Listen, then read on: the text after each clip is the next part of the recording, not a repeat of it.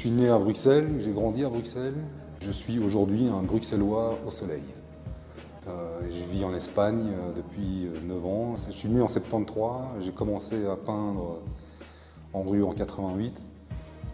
Je suis rentré dans un groupe en 89 et en 1995, on a sorti notre premier album de rap ghetto.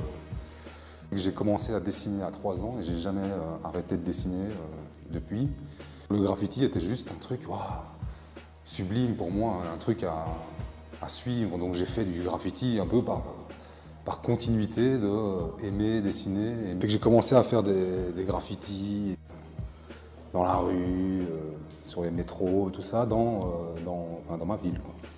C'est ce chemin-là, cette décision qu'un jour j'ai prise, que d'aller faire le Vandal, qui m'a amené à notre rencontre, à être ici, à faire des expos, à faire des toiles. Quand je faisais du truc Vandal, je trouvais que c'était de l'art. Le travail que je fais en galerie, c'est le même que je pourrais faire en rue. Depuis que j'ai commencé à faire du graffiti, je me suis efforcé à dessiner d'une manière différente. Je travaille constamment sur cette ligne.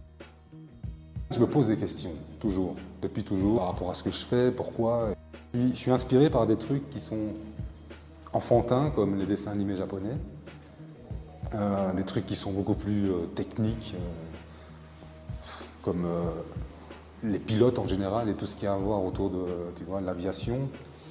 Je suis inspiré par ce qui est l'art aztèque. J'ai de la culture mondiale à travers le cinéma, la BD, le dessin animé. C'est aussi con que ça. Je fais une expo chez Spirstra, j'ai envie de l'appeler The Empire, j'ai envie de parler de mes influences, quelles sont mes influences. Et de là, je suis venu à la réincarnation. Tu vois. Donc, après avoir lu un bouquin sur les francs-maçons, je trouvais que c'était incroyable, tellement c'était fou, con, débile, surréaliste et presque aussi abstrait que Goldorak. Ce que j'ai compris de la réincarnation, c'est qu'en fait, si tu as un feeling, en fait, ces gens-là pensent qu'ils étaient africains.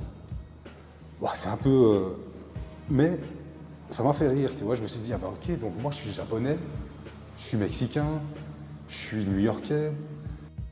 Parce que tout est digital aujourd'hui, tout est très rapide. Je vais faire tout ce qui est, je veux dire, l'opposé du digital, l'opposé de rapide, l'opposé de... Donc j'ai galéré, j'ai fait les vieilles techniques. Je me suis senti comme un peintre moderne parce que j'ai vraiment, chevalet, la toile, réfléchir, prendre le fusain, faire d'abord le croquis, des petites couleurs, changer 100 fois, peindre au couteau. Là, le couteau, en plus, le couteau, c'est beau, j'aime bien. Et je trouvais qu'il y avait un lien, tu vois, avec tout mon travail de toutes ces années de la voyoucratie, tu vois, les gypsies. Il y avait un côté couteau, tu vois, un côté Wanderers, un côté West Side Story que j'aimais bien, tu vois. Et ouais, c'est peut-être ridicule, mais j'aime bien. Se battre en fait avec la toile, c'est un truc que j'avais pas fait depuis l'académie finalement. Je me suis mis en dehors de ce qui est attendu aujourd'hui. Cette expo est importante pour moi, dans le sens personnel, intime,